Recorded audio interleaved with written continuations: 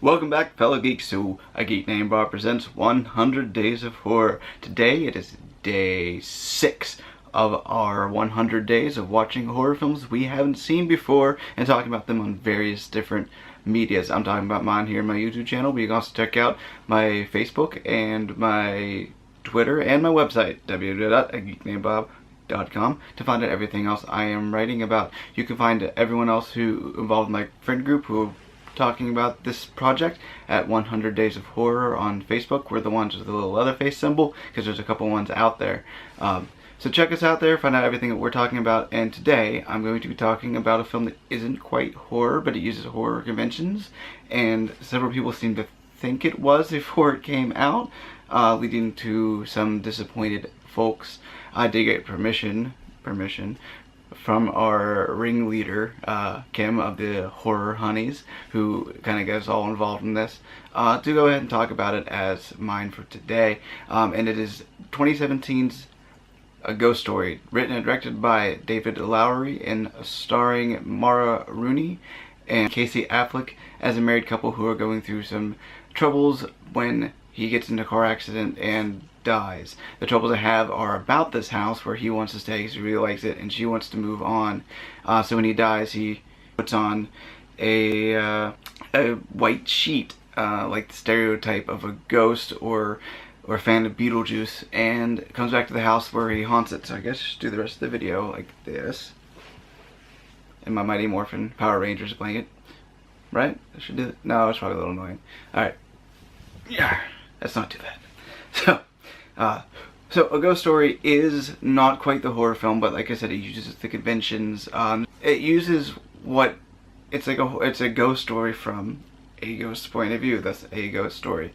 So it really should be a ghost's story, but we always talk about ghost stories, so I can see why the title would go that way. In Haunting the House, it's not just him watching as his wife moves on and continues with her life. It's about the feelings he has afterwards, even though he hardly ever speaks again for the rest of the picture after he dies. And the fact that he dies isn't really a spoiler, it's a trailer, it's a conceit of the film. It's really a film about loss and moving on, and when the people you love and the things that you love, what happens to them when you can't have anything to say with it anymore. In this case, you know, his wife, on her grieving process and how she's able to move on, but he is never able to as this goes, because he still has unresolved issues. The relationship with the house. I'm in two minds ultimately when it comes to A Ghost Story. Part of me finds it to be pretentious bullshit. It's filmed in a 4:3 television style, which gives it an interesting look to it, and it's really soft, and there's these really drawn out sections and shots that seem like he's just trying to say something, doesn't quite come through, such as the now almost kind of infamous now shot 5-minute single take shot of Rooney Mara eating a pie.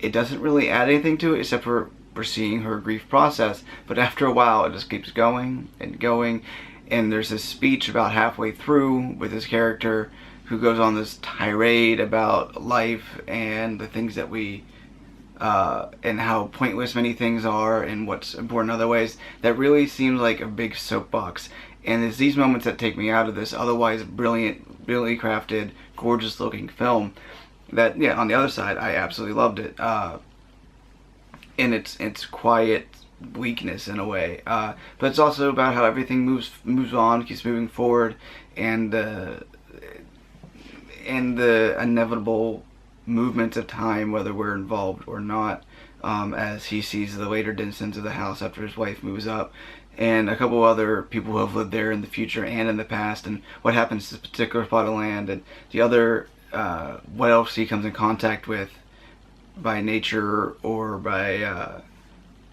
direction with himself, and it all makes sense when you actually watch it, because I'd highly recommend it. It's not for everybody. It's a very slow moving in many ways, but it's gorgeous, and you know, if you're not involved, it's 83 minutes long. You're done pretty fast. You know, and it's not so much is done with the way people look compared to dialogue. It's not a dialogue heavy movie at all. There are large moments without anything, in which we just see him watching what's going on. And yeah, I don't really have much else to say that doesn't get into quite spoilers of why I like many parts of this movie, and how I was almost completely on board, exception of those few moments that took me out, that reminded me that of something that's incredibly pretentious and what it's trying to say. When it's really forcing the message, I think, is when it doesn't work. When it lets the things just flow and move on, and lets it move over you like, you know, like a white cloth over Casey Affleck's head. It works in that way. So yeah, it should be playing in many different theaters out there. It's limited release, but it should be around you somewhere. Go check it out. Thank you. And also don't forget to hit subscribe, hit the little bell, and go ahead and share and tell everyone you know about this weird guy talking to you in the camera. Thanks, have a great day, and see you tomorrow.